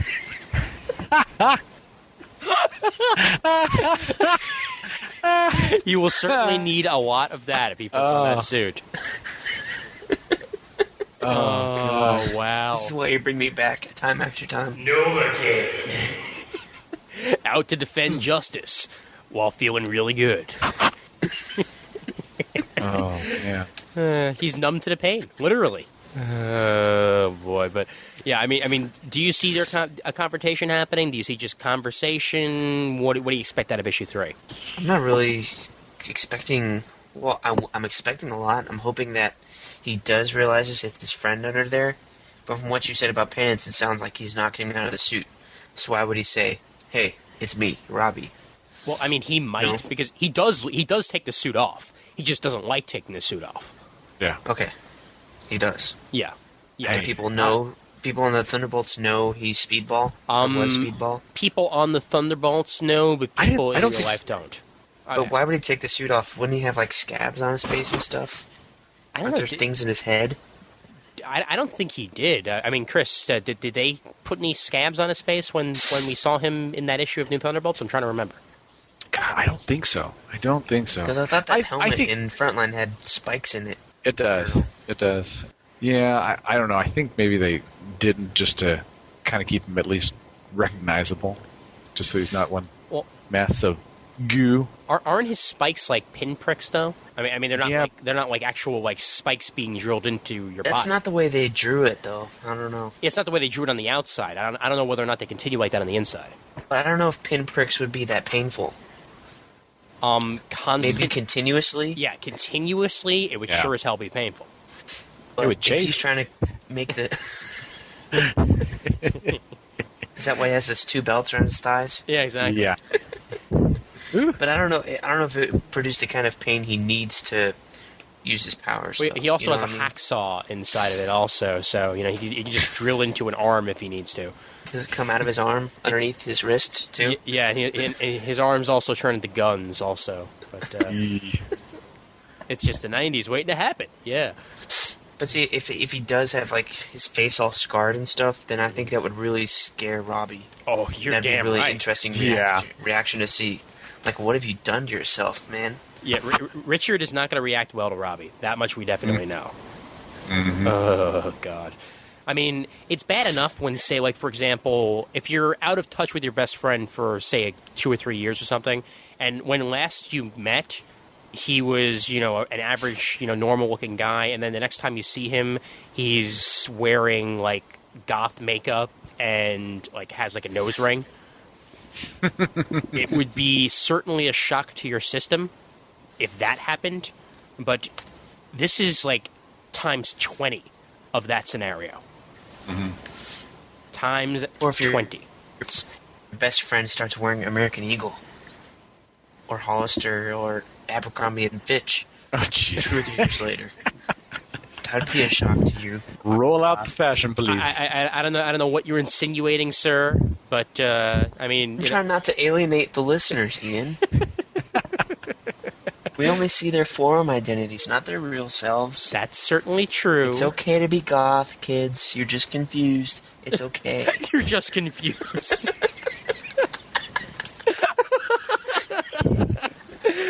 Hey, I didn't say that there was anything wrong about being goth, all right? I'm just saying if your friend wasn't goth and then you see him 3 or 4 years later and he looks like Marilyn Manson, that's going to be a bit of shock of the system. Yeah. I mean, that much you can definitely agree What if your with. friend was a girl 3 or 4 years later? That would be even more of a shock. If John became Johanna and didn't tell you, well, then, yes, that's going to be a bit of a shock to the system right there. I mean, hey, Brent, Ian could be doing this cast in the drag right now. We don't have the webcam going yet, so. Well, good night, everybody. It's been fun. What's between my legs stays between my legs. All right. Thank you. Oh my God. Wow. I'm not going to go any further. Yeah, I don't think you want to. 'Cause yeah, I don't no. think I do either. Oh man, I'm not wearing a tutu right now. All right, I'm not wearing braids. I'm not wearing makeup, except for possibly a little bit of rouge around my cheeks because that just makes me look good. But let's go to the forum comments here. As they're nice and quick, as there's only 2 of them. One of them's nice and simple, so I'll read that one first. It's from Matthew Guy.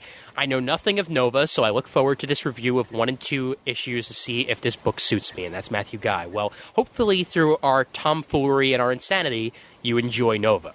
I say pick it up. Yes, exactly. I say pick it up as well. It's certainly worth the read. Nightwing BK had something to say, but I'm not going to read that. We have Just Bill here with his comments. Always nice to see Just Bill. You can find the Just Bill's Comic Drawer Box podcast at www.notexisting.com. So go ahead and check that one out. Always good to hear from Just Fred. Exactly. Just John had this to say. I am pleasantly surprised by the first issue. I had misgivings about the character's ability to keep my interest without the supporting cast that was present in Annihilation. But this issue laid that to rest by focusing on Richard Rider and his new dynamic as the sole surviving corpseman. And it's Nova Corpse, I guess, not Nova Riders, like we said before. The art suits the book nicely, but something about the shape of the helmet has been bugging me since Annihilation. I don't know. I'm looking at it now. Yeah, I can sort of see that. It's a bit too spiky. I mean, compared to his old bucket head, I mean, it's a bit sleeker, but you can poke somebody's eye out with that thing on the top of his head. Maybe that's the idea. Oh, what? That's supposed to be a weapon? I don't know. I don't know. He's a human rocket. Don't you have to have a battering ram? That's true, I guess. I don't know. I mean, I do like the way it looks, but yeah, the shape is a bit odd, so I'll give him that much. It has lost the bullet look that it originally had, and again, that part I will agree with. It doesn't look like a bullet anymore. Did you like it better as a bullet, or do you like it the way it is now, Chris? I can kind of see where Just Steve is going with the comments on the helmet and everything.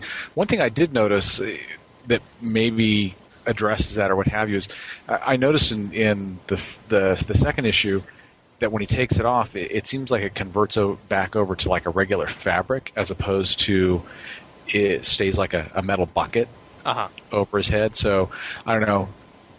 Again, I don't have much to go on as far as with experience in Annihilation. Maybe it's a little bit more flexible while still retaining or keeping the metallic properties at the same time. Oh yeah, you're right. I'm looking at it at that right now. When he took off his helmet, it comes off like it's felt, like it's fabric. Yeah. That's really weird.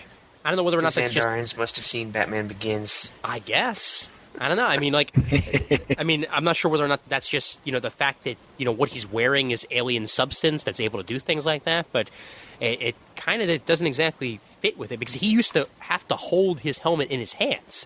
I remember that. Maybe this is just an advancement? I don't know. Yeah, maybe it's the same fabric they've been making Wolverine's face mask from all these years. It's true, actually. Yeah, that's always bugged me, so it's certainly possible. All right. Being an old-school reader, I guess nostalgia is causing me to resist a change, albeit only slightly. The rest of the uniform/costume is pretty badass. I'm looking forward to seeing the powered-up Nova take on Iron Man and the rest of the Marvel Universe fascists next issue.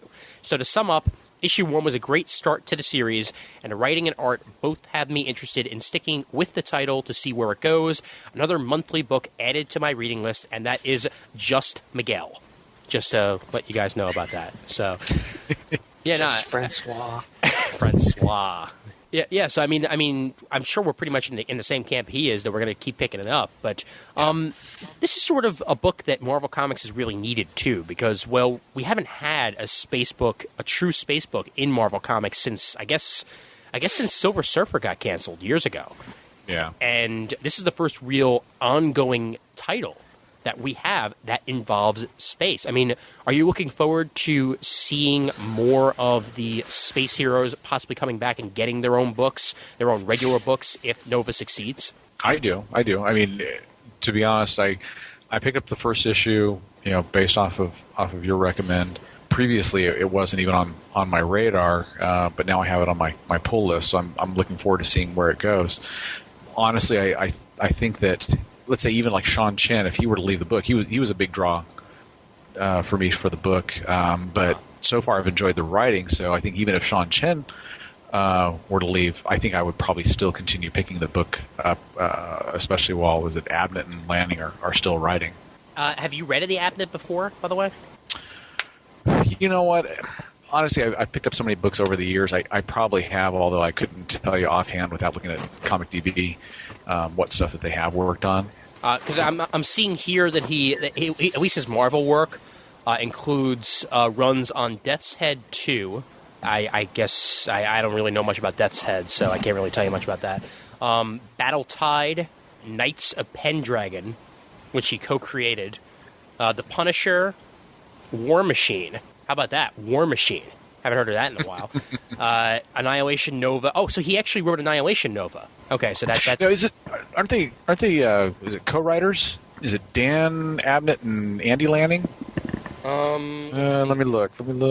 Isn't Andy Lanning like Philomene as his inker or something? I think he's an inker too. Yeah, Abnett and Lanning are indeed co-writing this, yes. Okay. Actually, if I remember correctly, I could be wrong on this, but didn't they write Legion of Superheroes for a while? Did they write was it the 5 years later? Site. Oh man, I got to look it up. That's exactly what I'm doing right now. Actually, I want to definitely take a look at this. Let's see. Abnett and Lanning. That's Abnett. Lanning. There it goes. Right. Abnett and Lanning. Oh, okay. They're the Legion Lost guys. Oh, see, now I enjoyed that. Yeah, I did enjoy that. Yeah, and actually, if I remember correctly, they wrote it until the relaunch. Actually, the relaunch when Mark Waid actually relaunched Legion. They were on it that long, if I remember correctly. Okay. So I mean, they've dealt with space stuff before, so this is not foreign for them at all. Very good. That's good. Mm-hmm. Yeah. So I mean, maybe that tells us where their books is going, though. What that he'll get a flight ring and start, a new... No, I mean, that'll be space-oriented. Oh, okay, all right. Darn. Yeah. Whoa. Yeah, a little bit. I'll agree with that. But the fact that also that he wrote an entire Legion book before, with Lanning, says that it's very possible we could get Nova Corps and have it be really awesome. Yeah. So... All right, I guess all in all, our thoughts that this is definitely really good and that we want to see it continue. I guess, are you picking this up anywhere past, say, issue 6? Are you just giving it like a 6-issue trial run, or are you definitely on for the long haul? We'll start with you, Chris. I'm probably going to be in it for the long haul. I definitely am going to keep an eye on previews as far as the team that's working on the book. If the current team comes off or changes. If the art team changes, I'd probably be less likely to stop picking it up. I'll probably continue. If the writers change on it, that probably maybe pick up a couple issues into the new team and see how that goes, and then make a decision whether or not to keep it. But as long as the current writing team's on it, I'll probably continue picking up the book. Same for you, Brad? No, actually different. I'm gonna get issue 3 and see if that closes off this little storyline. with him registering and stuff. And if it does, then maybe I'll look at issue 4 in the store and think about it. If it doesn't, then I might get issue 4. I just can't see myself going past number 3 on this. Really? Just can't see it. Yeah. I mean, it's a good book, but I can't see it justifying my time because I'm not involved in Annihilation or the Marvel space characters at all. Well, I mean, don't you think this could be a gateway for you, though? I mean, like, if you do enjoy this enough, then perhaps you'd be, wanting to learn more about him? Perhaps, but I'm already so, like, involved and entrenched in the DC stuff. Like, Green Lantern is my favorite book, and Blue Beetle's becoming a space character now, and they're doing so much with that over there that it just, I don't know, I don't think it could match up with it.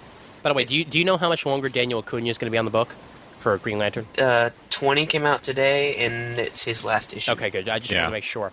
Because, again, I think they put him on so that Ivan Rice could do the Sinestro Corps issues. Good. Okay, all right. Ahead of time. Okay, I just wanted to know because, again, I'm a Daniel Acuna fan. I've said this on the last couple episodes. I own a Daniel Acuna sketch of Superman, so it's hard for me to say I'm not a fan of Daniel Acuna. I just really didn't like his Green Lantern stuff. It happens. Well, there are some pages in this issue where I really didn't like it at all either. Okay. Yeah. All right, cool. You know what I prefer? It kind of probably getting off topic. The person I would have preferred to see do the fill-in for it. If you go on Comic Sketch Gallery or Comic Book DB, Anthony Castrillo. Ooh, okay. Yeah. Paco Diaz. Paco Diaz. He did Paco Diaz the Nightwing run with Bruce Jones. Don't really want to mention that. He also did the last issue of Nightwing that was currently out for a fill-in for Jamal Igle. Mm-hmm. And he's done some fill-ins on Ion and Teen Titans. And he's doing some really quality stuff. That last Nightwing issue that just came out, 124 or something, blew me away. It was awesome. Well, you could have even gotten somebody like, say, like a Jesus Reyes, who's at the moment not doing Checkmate like he was. He's doing Countdown now. Oh, he is doing Countdown now. Okay. I think he's going to try and do one issue of Countdown a month. I gotcha. If that's going to happen, but okay.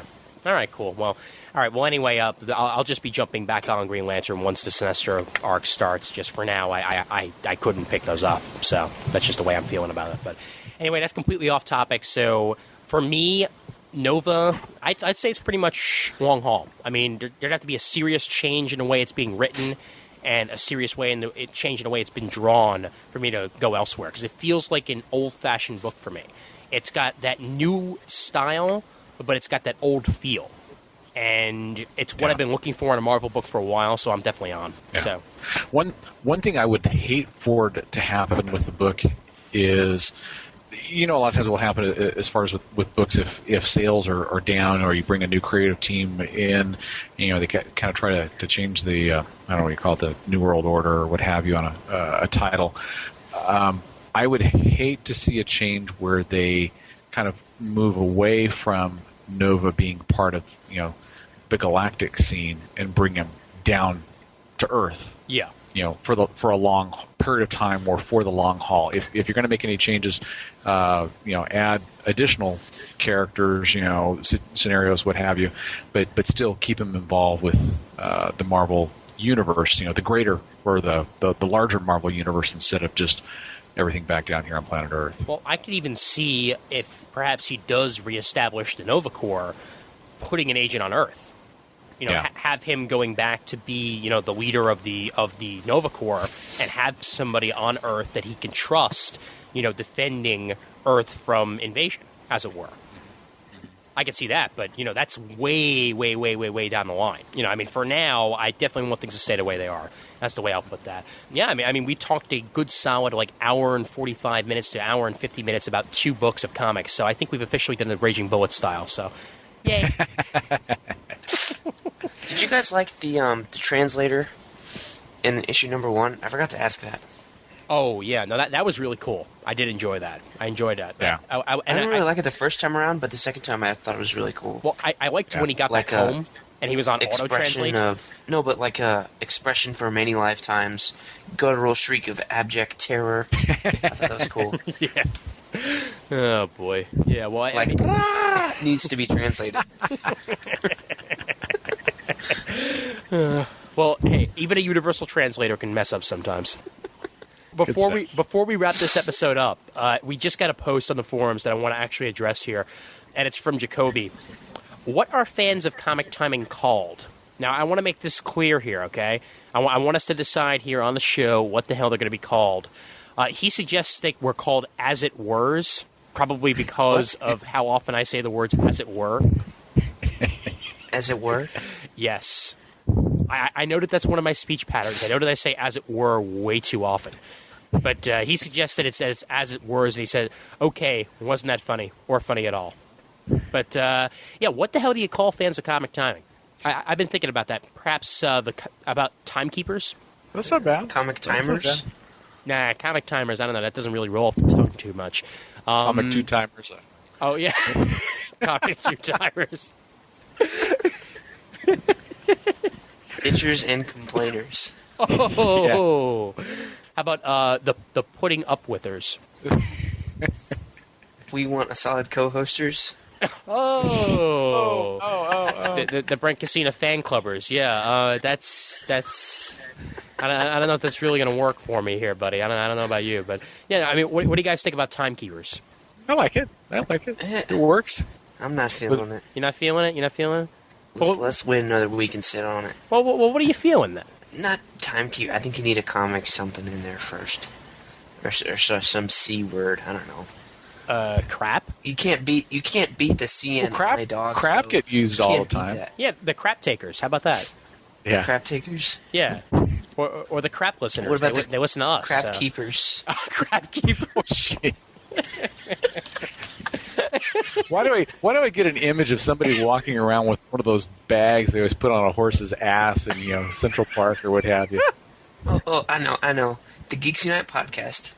That's the fans of comic timing right there. Oh, there you go. And Equinox. And you can find us at geeksunite.libsyn.com. Yeah, that's right. In and around comics. Let's not start that again. All right, well, how about this? All right, I'm gonna start a thread up on the forums. Okay, all right. I want people to make suggestions, and then we're gonna have a vote. All right. We'll find out what the hell you want to call yourselves if you're a fan of comic timing. All right, so go ahead and think about it for a while. I'll start the thread up. Go with what you like the most. All right, make suggestions, do whatever you want. And thanks for suggesting us even, talking about this, Jacoby, because I haven't really thought of that much. I didn't think that there were anybody out there other than me and my hand actually talking and listening on the show. Thank you very much. My hand has ears. Is that your Bluetooth headset? Yes, actually. My Bluetooth headset that I talk while in the middle of the street. I go, that's crazy! What are you talking about? Swear to God, there was one time, all right? I'm walking down the street in Manhattan, all right? And I had just gotten out of the train at 42nd Street. And there's this guy, all right, who's laughing hysterically, all right? And talking back to what appeared to be like the middle of the air, like, oh, that's crazy. That's absolutely crazy. No, don't say that. Don't say that. And I didn't notice his Bluetooth headset until I already started running away. Oh, shit. Well, you live in a fucked up world, Ian. Yes, indeedy. But let's wrap. Big enough city, you see it all. Let's wrap this baby up here. Now I know, Chris, that you're not you don't have your own podcast yet. You don't do anything like that. But go ahead and recommend something to the people. Matthew Guy. Everybody needs to talk to Matthew Guy at least once. Okay, good. So and just Robert. Just Robert's. Go visit his long box of something.com. Yes, Just Julio is a terrific member of the forums, and I want to thank him definitely for participating. Yeah, I mean, that's pretty much it. Brent, you got anything coming up on the Raging Bullets? I just did Smallville season finale on Raging Bullets. That should be out Thursday night, or tonight. So yeah, by the time you guys get this, it'll be long out.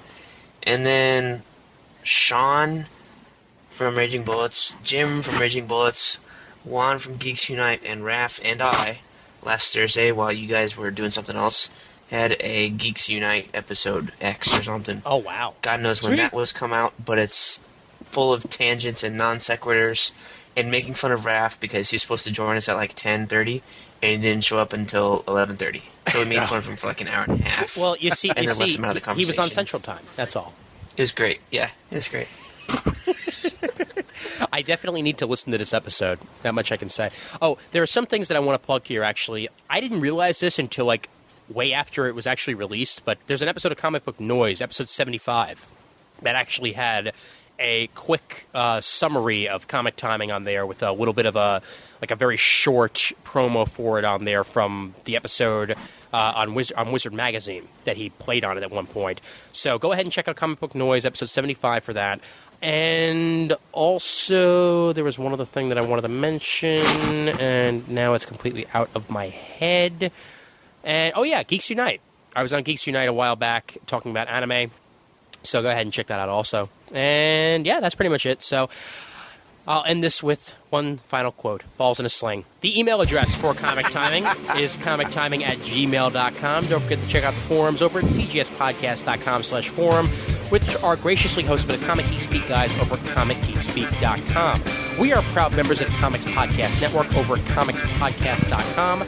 Please vote for us on Podcast Alley. The links are in the show notes and on the main page, and also a whole listing of Podcast Alley sites on the Comic Timing forums. And please send us an iTunes review on iTunes. Graciously appreciated. Send nice press to the show. Go ahead over to dig.com and dig us if you please. There's a whole listing on the Comic Timing forums as well. Once again, Chris, thanks for joining us after a while, and anytime you want back, you know you're more than welcome, buddy. Thank you very much. I appreciate you guys having me around. No problemo. And Brent, you're welcome as always, Mr. Co-host, not co-host, co-host. Not a co-host, but a co-host, but not a co-host. What do you say? You're a co-host, but you're not a co-host, but you're a co-host. You're pretty much named a co-host at this point whenever you show up. But, great having you on as always, buddy. Thanks, buddy. All right, cool. And as always, there's always time for comics. Bye-bye. Bye-bye.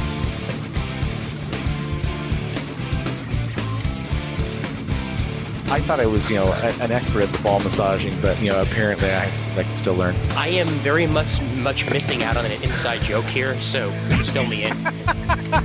No, in one of his PMs, like last week when he said he couldn't do it, he said he can't go or his wife would have his balls in a sling. Oh.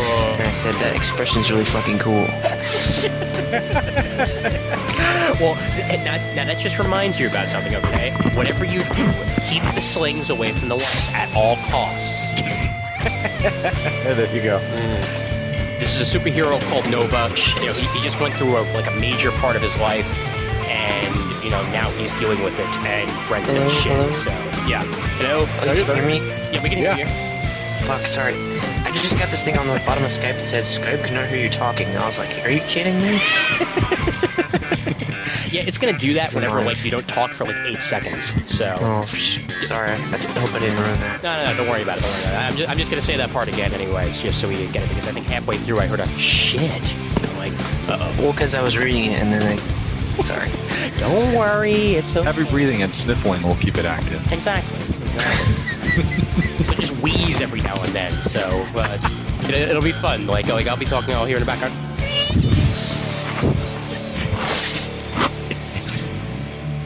Do you feel that the World Mind might have ulterior modems? Ulterior modems. Wow. Do you feel that the World Mind is trying to connect to Richard Rider's DSL while he's not around? So they're not evil, they're just misunderstood. Exactly. Just like opinions. It hurts so good. Poor bastard. I love feeling spikes through my balls.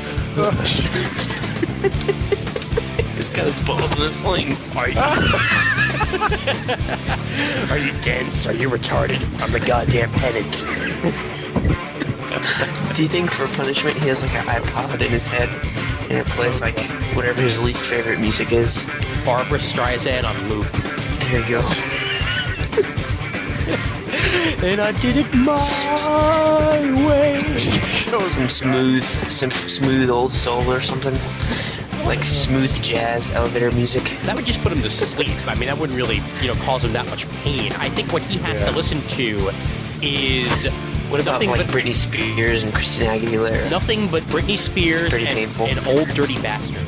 Oh. I just lost a listener there. Yes. Not me, but some others. All right. Well, okay, fine. If anything, then just the cover that ODB did with Macy Gray of that Elton John song, that was terrible.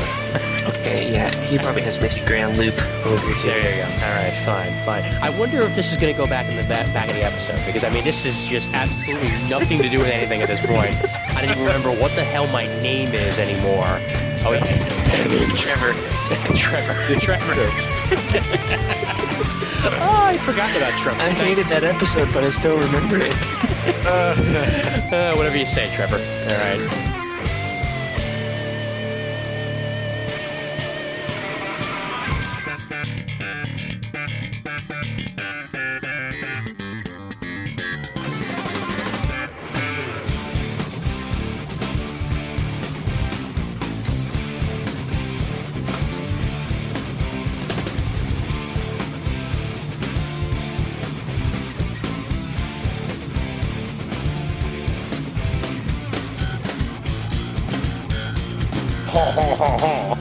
En français?